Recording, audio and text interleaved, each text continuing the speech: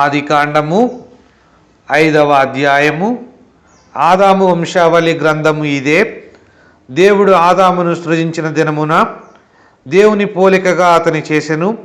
మగవానిగాను ఆడుదానిగాను వారిని సృజించి, వారు సృజించబడిన దినమున వారిని ఆశీర్వదించి వారికి నరులని పేరు పెట్టెను. ఆదాము 130 ఏండ్లు బ్రతికి తన పోలికగా తన స్వరూపమున కుమారుని కని అతనికి షేతు అను పేరు పెట్టెను. షేతును కనిన తరువాత ఆదాము బ్రతికిన దినములు 800 ఏండ్లు. అతడు కుమారులను కుమార్తెలను కనెను. ఆదాము బ్రతికిన దినములన్నీ 930 ఏండ్లు. అప్పుడు అతడు మృతి పొందెను. షేతు 105 ఏండ్లు బ్రతికి ఎనోషును కనెను. ఎనోషును కనిన తరువాత షేతు 807 ఏండ్లు బ్రతికి కుమారులను కుమార్తెలను కనెను. షేతు బ్రతికిన దినములన్నీ 912 ఏండ్లు. అప్పుడు అతడు మృతి పొందెను. ఎనోషు 90 సంవత్సరములు బ్రతికి కేయినానును కనెను. కేయినానును కనిన తరువాత ఎనోషు 815 ఏండ్లు బ్రతికి కుమారులను కుమార్తెలను కనెను. ఎనోషు దినములన్నీ 905 ఏండ్లు. అప్పుడు అతడు మృతి పొందెను. కేయినాను 70 ఏండ్లు బ్రతికి మహలలేలును కనెను.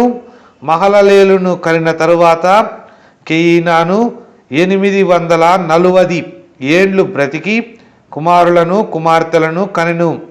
కేయినాను దినములన్నీ 910 ఏండ్లు. అప్పుడు అతడు మృతి పొందెను. మహలలేలు 65 ఏండ్లు బ్రతికి ఎరెదును కనెను. ఎరెదును కనిన తరువాత మహలలేలు 830 ఏండ్లు బ్రతికి కుమారులను కుమార్తెలను కనెను. మహలలేలు దినములన్నీ 895 ఏండ్లు. అప్పుడు అతడు మృతి పొందెను. ఎరెదు 162 ఏండ్లు బ్రతికి హనోకును కనెను. హనోకును కనిన తరువాత ఎరెదు 800 ఏండ్లు బ్రతికి కుమారులను కుమార్తెలను కనెను. ఎరెదు దినములన్నీ 962 ఏండ్లు. అప్పుడు అతడు మృతి పొందెను. హనోకు 65 ఏండ్లు బ్రతికి మెతూషలను కనెను. హనోకు మెతూషలను కనిన తరువాత 300 ఏండ్లు దేవునితో నడచుచు కుమారులను కుమార్తెలను కనెను. హనోకు దినములన్నీ 365 ఏండ్లు.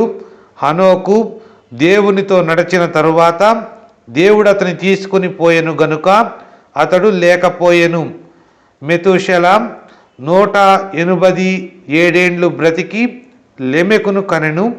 మెతూషెల లెమెకును కనిన తరువాత 782 ఏండ్లు బ్రతికి కుమారులను కుమార్తెలను కనెను.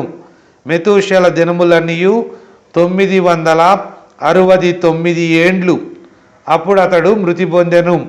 లెమెకు 182 ఏండ్లు బ్రతికి ఒక కుమారుని కని భూమిని యెహోవా శపించినందువలన కలిగిన మన చేతుల కష్టము విషయములోను మన పని విషయములోను ఇతడు మనకు నెమ్మది కలుగజేయుననుకొని అతనికి నోవహు అని పేరు పెట్టెను.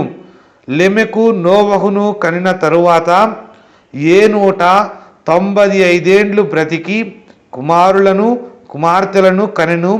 లెమెకు దినములన్నీ 777 ఏండ్లు.